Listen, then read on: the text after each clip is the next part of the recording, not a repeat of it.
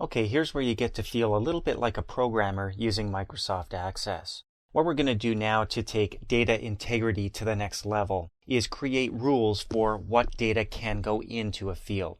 So as data input people start entering information into the various fields, we want to force them to input only certain data. For example, in our rating column here, we have a rating system from 1 to 5. We don't want people putting in zeros or sixes, for example. That's not acceptable. So we can set up a rule that says it has to be 1, 2, 3, 4, or 5, nothing else. Look at some of these other columns as well. The condition.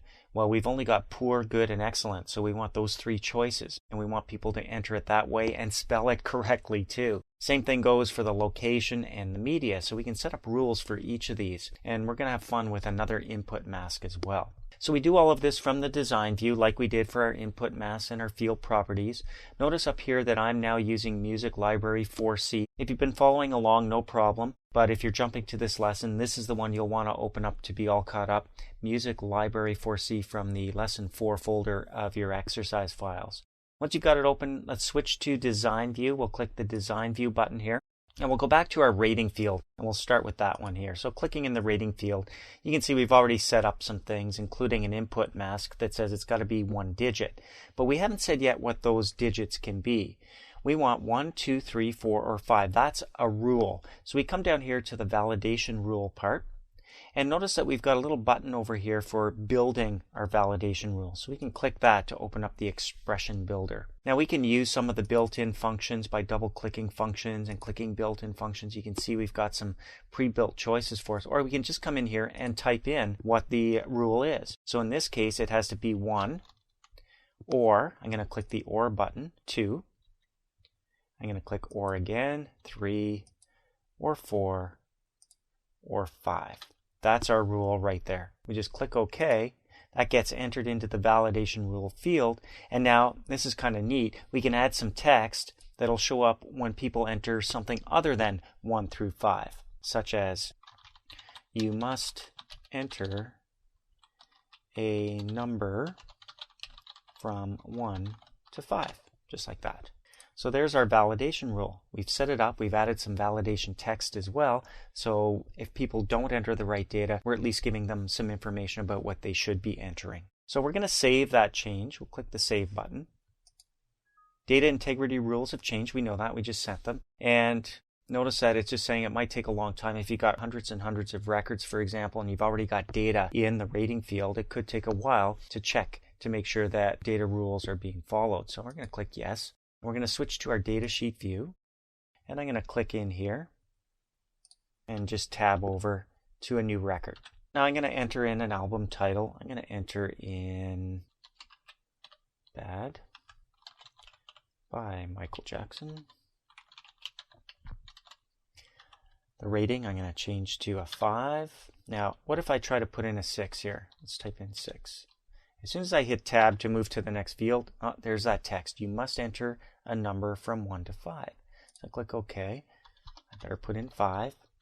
And now as I tab through, I can start entering the rest of the information. But we can create some validation rules for these other fields as well, so that people can only put in one of 3 choices, poor, good, or excellent for the condition. They can choose from rack 1 through 4. And then same thing for the media type. So what we're going to do now is go back to Design View, and we're going to work on those other ones. Let's start with the condition. So the condition can be one of 3 choices. That's a validation rule. When we work with text, we put it in quotes. So for example, you can put in a quote here, double quotes, and I'm going to put in poor. Now I can type this, or I can go to the expression builder and do it there if I wanted to. So good in double quotes, or, and in double quotes, the last choice, which is excellent. Now if I wanted to, for validation text, must be poor, good, or excellent. There we go. Now when I hit save, watch what happens here. Same information pops up saying it could take a while. I say yes. Existing data violates the new setting. That's because I've got some blanks in there, don't I? But that's okay. I'm going to click yes to continue on. And I'm going to switch to my datasheet view here. And we're going to continue with our new record here. And I'm going to type in something like OK. Look at that. Must be poor, good, or excellent. So I click OK. I'll take that out, and I'm going to type in good. Tab over, and now I'm ready to move on to the rack. Well, let's change that up as well. Let's make some rules for what can go into the location field. We'll go to our design button to switch to design view. We'll click on the location field, and we're going to use an input mask here as well, because what we really want to do is have some text in there, rack, so all you need to enter is the 1, the 2, the 3, or the 4. So it's going to look kind of like this. I'm going to put rack and a space in quotes, and then we want a number after that. So we're going to put in a 0 to represent an optional number, and then we'll put in our semicolon. This is all covered in the previous lesson. We do want to save all of the mask data, like the word rack, with the data, so we're going to put in a 0 here. The choices are 0 or 1. And then we're going to put in a semicolon, and if we want a placeholder, we can put it in here. I'm going to put in the underscore. There we go. Validation rules now. Obviously, this time we've got 4 choices. So what we want to do, I'm going to go into the expression builder here, and I'm going to type in quotes, double quotes, rack 1 and or, and I'm going to copy this here so I don't have to type it each time.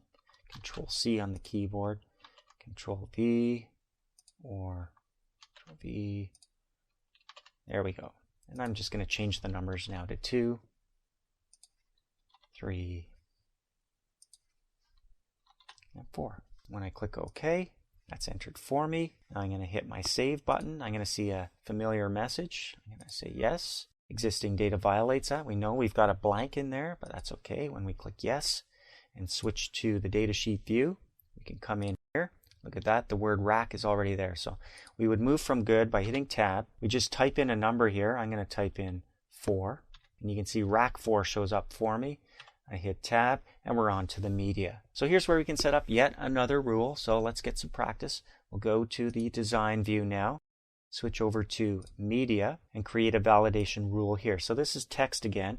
Let's just type it in here this time. So we'll use our double quotes. The media can be CD, or it can be tape, or, and in double quotes, we'll put in the other option, which is vinyl. There we go. If we want in the validation text, put a message in there. Must be CD, tape, or vinyl. There we go. Let's save that up. We're going to see the same messages again. Obviously, we've got a blank in there. That's why we see this violation. It's okay. We'll click yes. Go back to the data sheet. And from rack 4, we'll hit tab. And let's try and type something in like cassette. When I hit tab to move on, it says, oh, must be CD, tape, or vinyl. So I click OK. I'm going to double click here and just type in tape. When I hit tab, that one's accepted, and I've saved my changes. So you can see how now where we're preserving the integrity of our data by forcing people not only to put in the data that we want, but to make it look the way we want as well.